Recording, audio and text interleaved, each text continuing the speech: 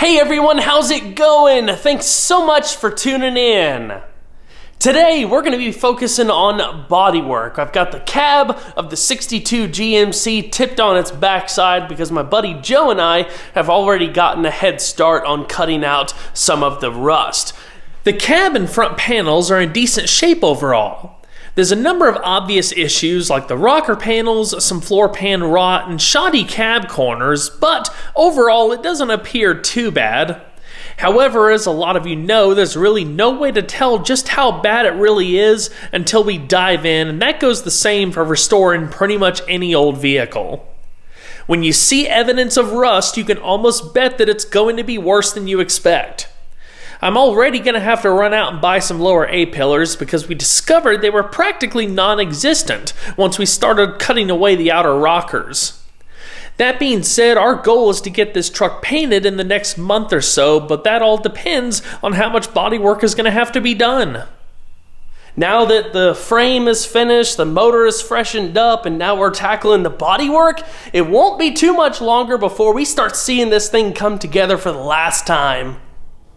So, without further ado, let's go ahead and get started.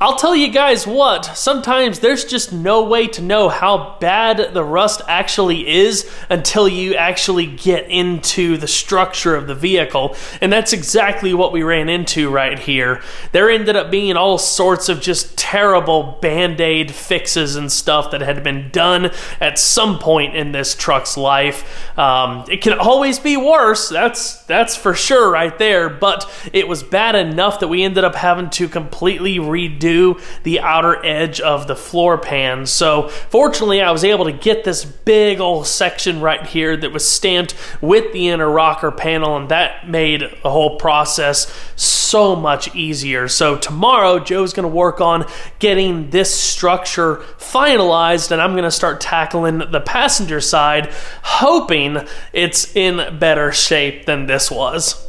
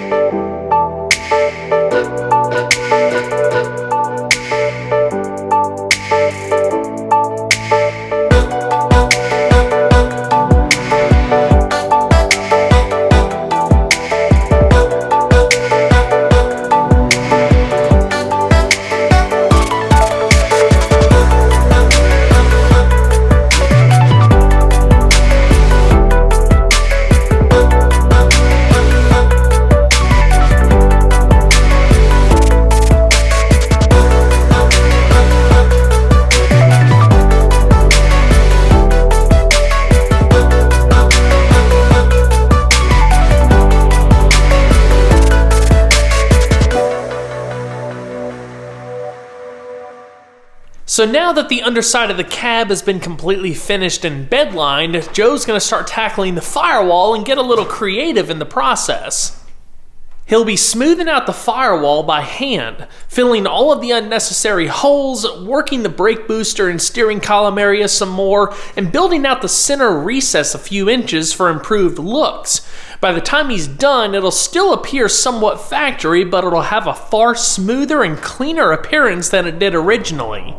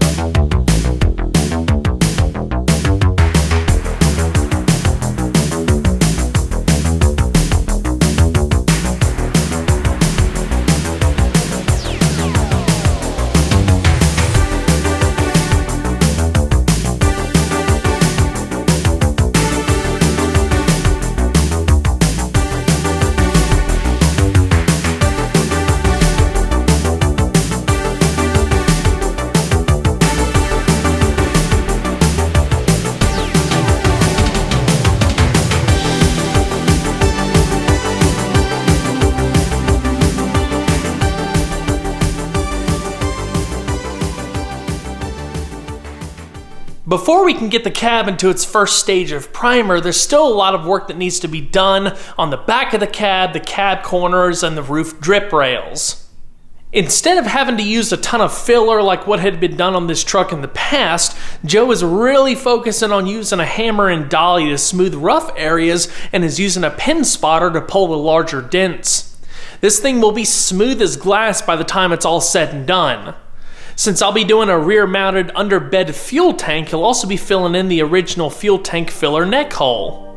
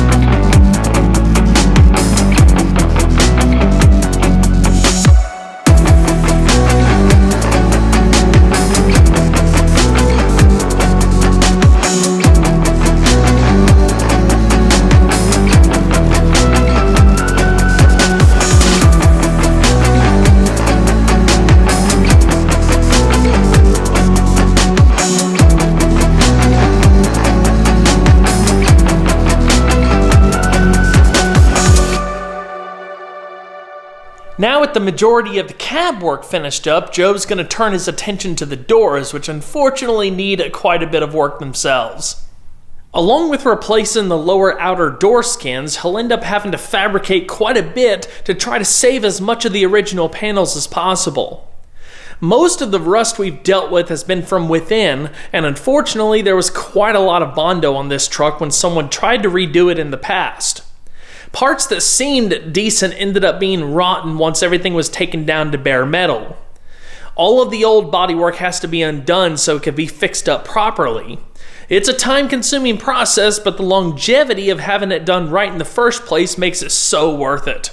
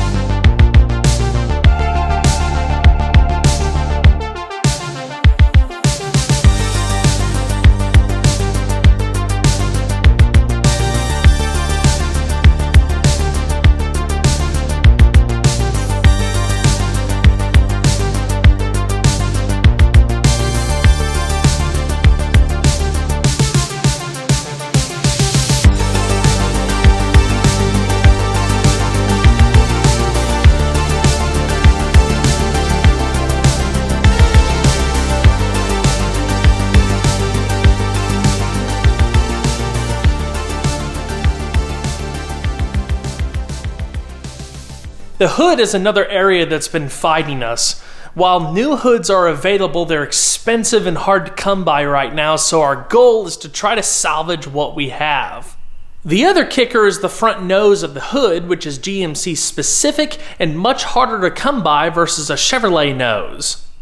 Between the Bondo and other rubberized goop covering all of the issues, Joe will have to do a lot of tedious fabrication here as well in order to preserve the body lines, rebuild the bottom edges, which have become dented and cracked from the hood slamming down for years and years, and of course, cut out and replace all of the crusty parts.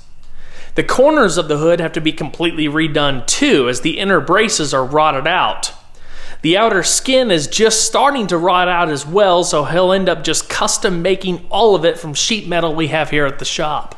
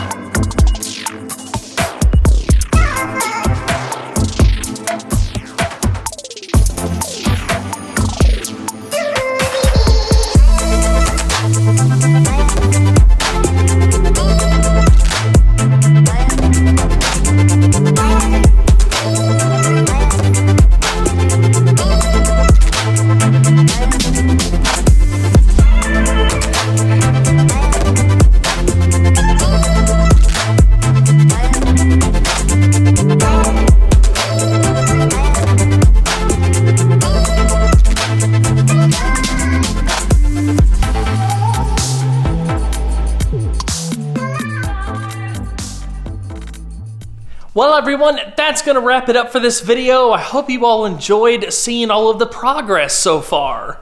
Be sure to leave a like down below because it really helps the videos a lot. Obviously this ended up being quite a lot more work than we hoped for, but it can always be worse. At least we have all new bed panels, so once the rest of the front end bodywork is complete, the rest should fall into place with relative ease. If you haven't subscribed already, consider doing so because there's still a lot more work to be done. Also, make sure that notification box is selected so you can get properly notified of all of the new uploads. I'll see you guys on the next one. Take care.